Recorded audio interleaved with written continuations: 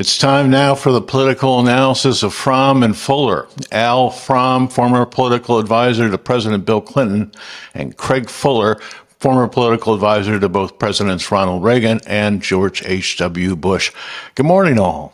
Craig, it's been an incredible week for all of us, and certainly for this country, with the failed assassination attempt of Donald Trump, followed by the appointment of J.D. Vance for his vice president, and now we're experiencing the Republican convention. I do want to talk about the assassination attempt through the lens of a political conversation. Do you feel like that kind of thing still has impact in American politics? I know that Jerry Ford survived two while he was president. It didn't seem to help him, at least in the election.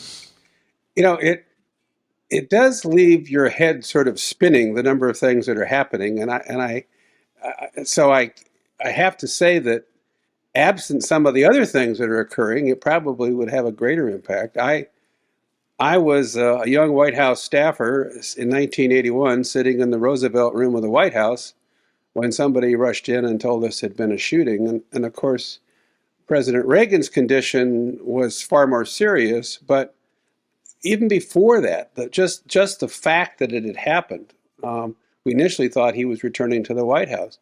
It just upends everything. I mean, it is kind of all-consuming, and so I think there was this sort of gasp nationally that how could this have happened, and yet Trump hops on Air Force One and is at his national convention just 48 hours later, and so it's just hard to it's hard to compute. It's tragic on many levels. It's tragic for the country that anybody got that close to a former president, to a candidate for president. It looks like a young man deeply disturbed and depressed got his hands on a weapon and was trying to make news for himself. And yet that's the very thing that the Secret Service is there to protect against. I saw this morning calls for the director to step down. And it seems likely to me that will happen. There's going to be a lot of investigation going on. I think one of the things I'm most interested in hearing are some of the, if we ever get a chance to hear them, is some of the radio traffic. Is the question: what did they know? When did they know it? Because right now there's a lot of speculation about what they knew and when they knew it, but that's not for sure. You would typically, I think, politically, expect some kind of a bump, some sort of a kind of a sympathetic, if you will, increase in support. I do think it depends a lot on how Trump handles this. The preview of the speech tonight, Thursday night, is that he's rewritten it. He's had a change of heart. This has really affected him. We'll see. And if we see it tonight, I say give it a week, because it's not at all clear to me that he's really capable of getting himself on another path. And I know we want to talk about J.D. Vance, but I think the fact of the matter is that because he went to the convention, because he's now picked somebody as his vice presidential choice who carries a whole lot of things with him, pro and con, it seems to me like we're moving past this. To answer your question, and events are unfolding very rapidly, and then probably the next one's going to be what President Biden does. Al, what's your take? Well, first of all, absolutely condemn the idea of an assassination attempt against Donald Trump. It's awful. It's horrible. We're supposed to solve our political problems at the ballot box, not with a bullet. And we don't know yet what this young man's motive was, but it's just horrific, and it does reflect a lot of the tone of politics in the last 10 years. But I sort of have three main observations about what's happened over the last week. One, is this has been a stable election for a year. And to be honest with you, I don't think it changed the fundamentals at all. I mean, maybe Trump had a deathbed conversion and will become a nice, kind man. But I suspect, as Craig said, give him a week at most. The second thing is that his picking J.D. Vance indicates something that I found really interesting. It continues his strategy of doubling down on the MAGA base. He had the opportunity to pick somebody who might give him a little more reach in places where he needs help, but he decided to go with somebody who was, a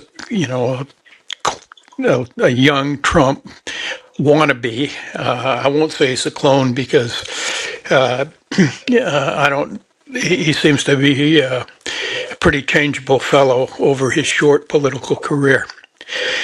And the third observation I'd like to make, and I'm happy to talk about any of these in as much detail as you want, but I think this is really important.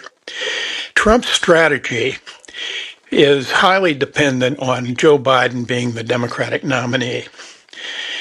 And if Biden steps aside, as I believe he will, I think it's possible he will not be the nominee by the time this airs this afternoon. The Democrats put up a new generation candidate. I think Trump is going to find himself in big political trouble. I'm happy to explain all of those things as we go on, but rather than give you a long monologue, I throw those three ideas out. And just to very quickly say, I mean, Trump is the same guy was before he was shot. It doesn't change the fact that, I doubt the shooting will transform him into a saint. It doesn't change the fact that he's convicted 34 times, that he's been found guilty of sexual assault and fraud, he's still a rascal, that he's been indicted for leading an insurrection against the country.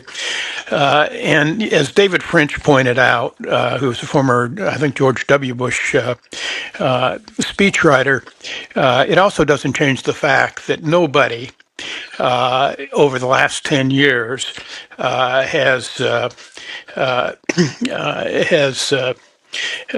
lowered the standard for political dialogue and raised the specter of political violence as much as Donald Trump has. The other thing it doesn't change is his program for the future, where he says he's going to, he's going to terminate the Constitution, have retribution against his political enemies, and follow the Heritage Foundation's Project 2025 blueprint, which is a pile of extremist ideas. So I'd say real quickly that this campaign isn't over. And if the Democrats can make this campaign a referendum on Trump, which Biden cannot do, they can still win it. The second thing, I felt sorry for Craig last night when I listened to J.D. Vance. I mean, there's a wonderful piece in the Atlantic by Tim Alberta that talks about Trump's strategy. And his get out the vote strategy, which is the basis of his campaign, is not to go after Craig and the Republicans who always vote. He doesn't care about Republican voting lists. It's to find more Trumpers. They are convinced that there are more hidden Trumpers who don't participate, and everything they do is to try to get those voters out. And on the basis of his first two campaigns, you got to say that worked pretty well. But when I heard J.D. Vance last night, and, when he was in fourth grade, Joe Biden voted for NAFTA. Well, you know who negotiated NAFTA? Craig's boss, George H.W. Bush, and the negotiator was a dear friend of all of us, the late Bill Brock of, who lived in Annapolis, and he did it. Then he went after PNTR China, opening the trade with China started with Nixon. I mean, it was a Republican thing. The final thing he said was that when he was, I don't know how old he was, he did grow older, and he said, then Joe Biden voted for the Iraq War. Well, I don't know, but I do think it was George W. Bush's war. So I said, Craig and I we were emailing a little bit last night, but I mean, it's not his party anymore. And they made that absolutely clear. And then the final just quick point is, basically the Trump strategy, and it's been very successful, has been to have Macho Man Trump, and that's why that great iconic photo of him really fit it after he was shot, against this old, weak, feeble Joe Biden. And Biden helped him by his debate. I mean, he basically confirmed that strategy. And the strategy has worked. It's made Biden unelectable, and I can talk about that if you want. But what it has done is it's been too successful. It's going to drive Biden out of the race. We're going to get a young Democratic candidate from the next generation. I don't know who it will be. Maybe Vice President Harris, but it could also be one of the many Democratic governors, and somebody who can sort of press the case against Trump that Biden couldn't, that I outlined earlier, and he can turn that election around. So here's my what I say to the Republicans: be careful what you ask for. Craig, I want to get into this Biden decision that I think Al suggested might come as quick as this afternoon. This is a difficult process for staff and for a candidate. You've been in those moments before. What's going on, you think, in Joe Biden's world? Well, first of all, I want to thank Al publicly for his compassion. My wife and I discovered it's much easier to watch this convention if you put it on mute. But to your question, two things, I think, and I alluded to one last week, I guess, and that is people reach a point where they conclude they have to take the keys away, usually from a parent. And if they actually have to press the point of taking the keys away, by definition, there's an argument of sorts. And the person who's no longer capable of driving insists they're a perfectly good driver, but eventually usually relent and provide their keys. I think that's where they are with Biden. I think the strategy of trying to reason with the president that he needs to step back is really not working. I mean, because he doesn't believe that. And you're really going to have to get a group to go to him and say, the time is now. I do think as one person said, the walls are closing in. I would say the pressure is building. You have a leader of the Senate. You have the former Speaker of the House. The other one is you have his campaign chairman says, we're beginning to run out of funds. So it seems to me that it has to come to an end. But for people who have run for office, I had the good experience for me of chairing California Governor Pete Wilson's presidential campaign, and he'd raised in his races for the governorship and for the Senate in California, he raised the millions and millions of dollars he needed. He never had trouble raising money. He actually wanted to be president. I think he would have made a great president, but he could not raise the money. He said he wouldn't run for president, and his funding just wasn't there, and it was kind of Bob Dole's turn in the Republican Party. But the hardest person to convince that it wouldn't work was Pete Wilson. And his chief of staff knew it. His close friends knew it. I knew it. And I was the one who went to him and said, there is no path forward. And it's a hard conversation to have. And I think these longstanding relationships that Biden has had with Democratic leaders makes it even more difficult for them. But it's clear that the staff is, just almost, I would think, paralyzed. Senior staff are putting the best face on it that they can, but it's becoming, more and more difficult to raise the funds. We've talked about that here before. I think that ultimately, takes away the opportunity, and it also, if there's some light at the end of the tunnel, it's this conversation you're beginning to hear that Biden is now looking to understand, can Kamala Harris win, and that some would say that suggests he's more open. I don't know whether he's more open or not, but I do think that going to come to a conclusion. And I also think, as we talked last week, that's going to create a whole lot of excitement in the Democratic Party. And I completely agree with Al.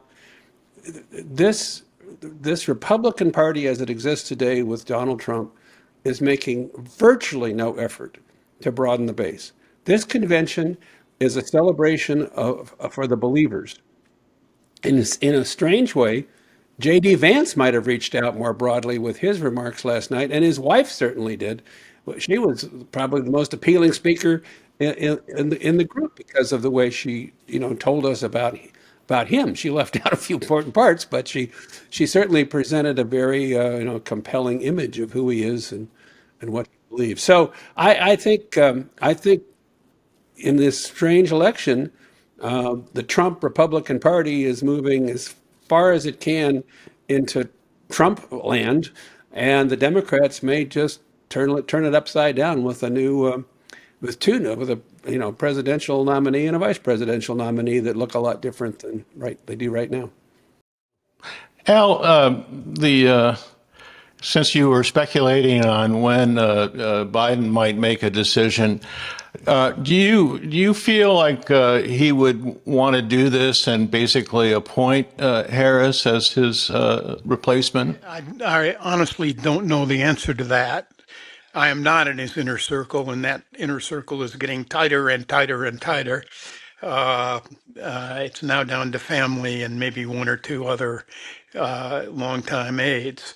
But look, what happened to Joe Biden, in one sense, it's very tragic and sad. I mean, he got old, and we are old. I'm old. I'm the same age he is. And, he in the family has come, the Democratic family, and said, you can't drive anymore. And that is an irreversible problem. You never get younger. And I went through it with my father. When you start to slip mentally, it can get on you pretty fast. And I think most people feel that that he can't serve another 4 years. The opposition has been mounting. With the reports last night that Schumer went to Rehoboth and told him that the Senate, most of the senators wanted him to get out. My understanding and reading of the House, from talking to a few insiders, is that more than 2/3 of the House caucus wanted him to get off the ticket. So, in terms of the political leadership, it was gone.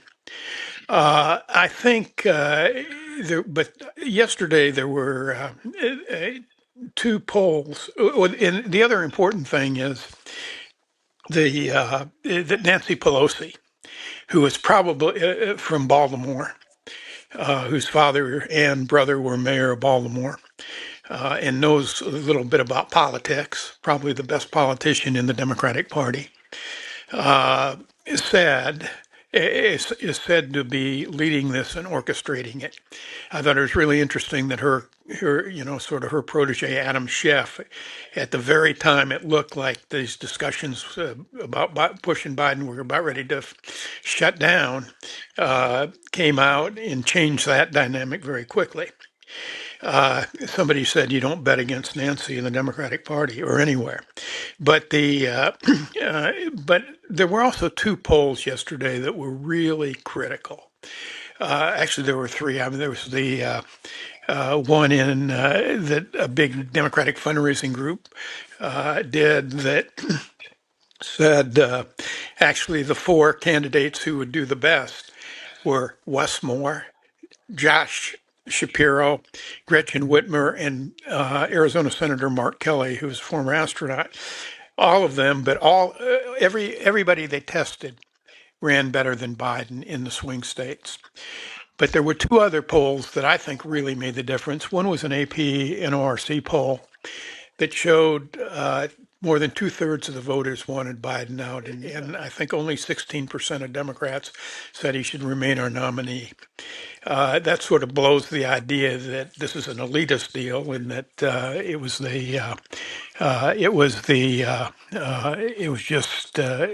rank and file are all behind him.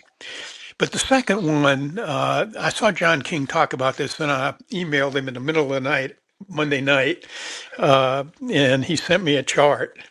It was a poll that was done by a group that's a bunch of universities in the West and Yale, which is not in the West. Just want to make sure that people understand I'm that much with it.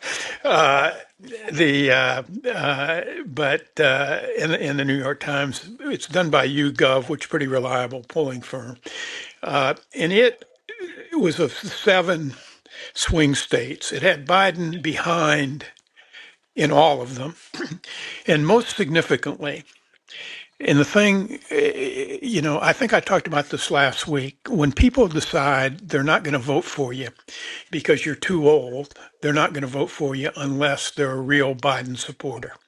You got to, and I think I suggested last week that what this has done to Biden, what the debate did to Biden, was put a ceiling on him that is basically at his approval rating. And what this poll showed is that in all 7, and particularly in the three states that he has to win, that he can't, if he has any chance, which are Wisconsin, Pennsylvania, Michigan, he's not only running about 40%, but his vote in those states is within 1 point of his approval rating. So in effect, it's a ceiling on Biden. Trump's advantage, Trump's big liability is that he has always had a low ceiling. So unless something goes to break Trump's ceiling, a Democrat who does not have Biden's low ceiling is going to be in pretty good shape. Well, we have to leave it there. Al, from Craig Fuller, thank you so much indeed. We will see you next week.